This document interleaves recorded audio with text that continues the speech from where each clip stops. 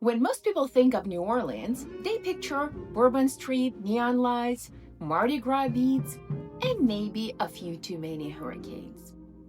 And I don't mean the weather kind.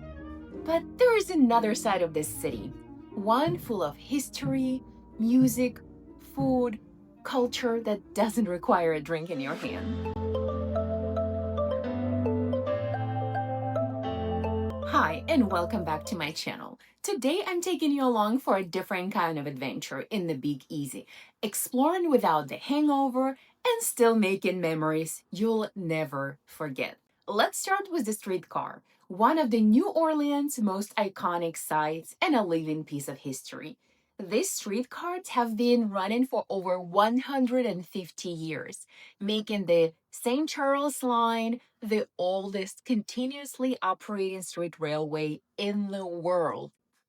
Can you imagine that? For just a few dollars, you can sit back, relax, and watch as the city rolls by, historic mansions, and neighborhoods that feel frozen in time. One of the things New Orleans is most famous for is its cemeteries. Because the city is built below the sea level, traditional burials aren't possible, so graves are built above the ground in elaborate tombs that look like miniature houses. I'm not even kidding. These cities of dead are hauntingly beautiful, full of intricate stonework, statues, and history.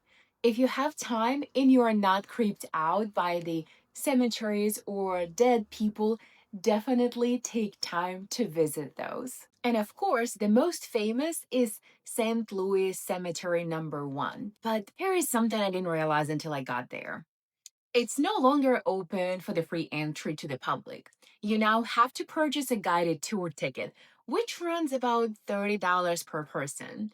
That really wasn't in our plan, so we decided to skip it and explore some of the city's free cemeteries instead. You do have to take a streetcar to get there. We visited Cypress Grove, Greenwood, and St. Patrick's cemeteries, all dating back to the 1870s, about a century younger than the St. Louis number 1, but still rich in history and atmosphere. These cemeteries are quieter, less touristy, and you can take your time wandering the pathways and admiring the architecture without being rushed. Then, after exploring the cemeteries, head to the city park, one of the largest urban parks in the country. It is a home to the sculpture garden. This outdoor museum features over 90 sculptures from artists around the world, displayed among lagoons, footbridges, and centuries-old live oaks. It is free to enter, and it's the kind of place where you can just slow down and take in the art from every angle.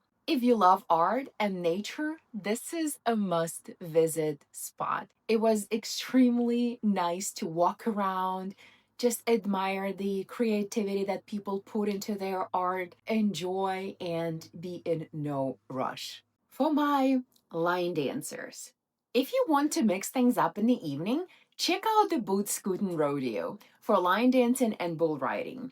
Just know that the dancing there doesn't really start until closer to 10 p.m.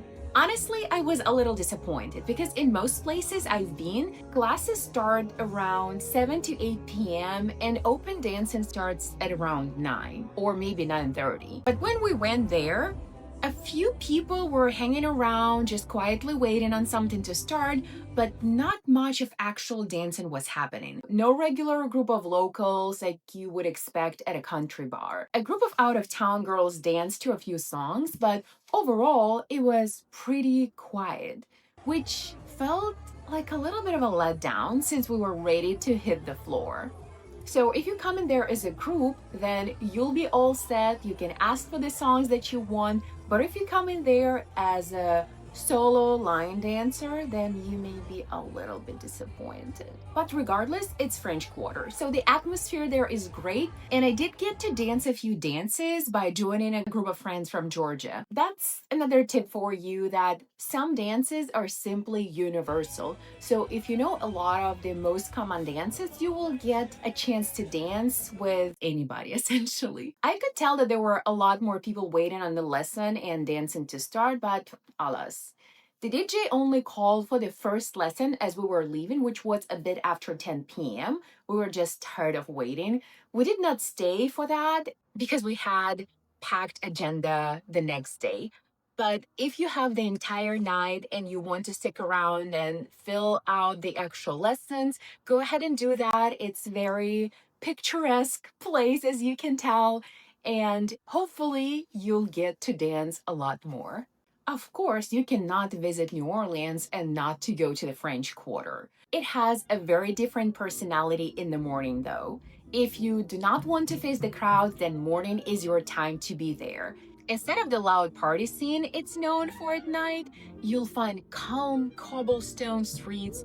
It's freshly washed, it smells nice, and there are just a very few people walking around. It's the perfect time to explore the architecture and take photos without crowds in the background. It also smells so much better in the morning because, they wash those streets every night. Otherwise, it would have been just a junkyard. And we couldn't skip the food. Jambalaya, gumbo, and beignets. Yes, we did try all of that. Everyone will tell you they have their favorite spot for each one of those. And I'll be honest, jambalaya and gumbo weren't really my favorite thing. Those were worth the experience and trying once, but I don't think I would want to try it again. It's your choice though. There's plenty of other food to try. Next thing up is the ferry. This short, budget-friendly ride, only a couple of bucks, gives you a stunning views of the city skyline from the middle of the Mississippi River. We didn't spend time on the other side. We just took the ferry back right away. And all in all, it took us about 30 minutes. And we were lucky to face zero crowds because we went again in the morning. I will talk more about the ferry pricing and everything else in my next video. If you're more into walking around in the parks, then just a short walk from the French Quarter is the Armstrong Park, a large green space honoring the life and legacy of the jazz legend himself. On paper, it's a great spot for the stroll. When we visited though, it felt surprisingly empty, almost abandoned, I would say, which was a little unexpected, but there were some renovations going on for a better experience in the future, so I hope it will change by the time you get there. And of course, visiting New Orleans and not attending the jazz concert is a miss. So we did that as well. Preservation Hall Jazz. If there is one music experience you shouldn't miss, it's Preservation Hall. This unassuming building in the French Quarter has been a cornerstone of New Orleans jazz since 1961. It was founded to protect, preserve, and honor traditional New Orleans jazz at a time when it was in danger of fading away. Inside, it's intimate, just wooden benches and a small stage. No microphones, no frills, and the focus is entirely on the music. Make sure to book those tickets ahead of time though, because you never know if the venue will be filled up. It was pretty packed when we attended. One event we definitely were not planning on and did not expect to see was the red dress run. We didn't even know it was happening. So the sight of hundreds of people, men and women, wearing bright red dresses was completely unexpected and honestly hilarious. Some were participating in the charity run. Others were clearly just there for the excuse to dress up and have fun in a red dress. It was a blast to watch, but by evening, the crowds were so massive that we couldn't just stand it. Bourbon Street and the French Quarter were shoulder to shoulder, so we decided to steer clear and enjoy a quieter part of the city instead. Now that you know about Red Dress Run, next time it's once in a year event. Check it out on Google and be ready for it. Buy your red dress in advance because the variety of the dresses we saw is just mind-blowing. So that's the New Orleans, rich history, incredible art, music that stays with you, and food you'll be thinking about long after you leave. You don't need a drink in your hand to fall in love with this city. So that is it. Thank you for coming along. I hope you enjoyed it. Give it a like, subscribe, and keep living your life to the fullest.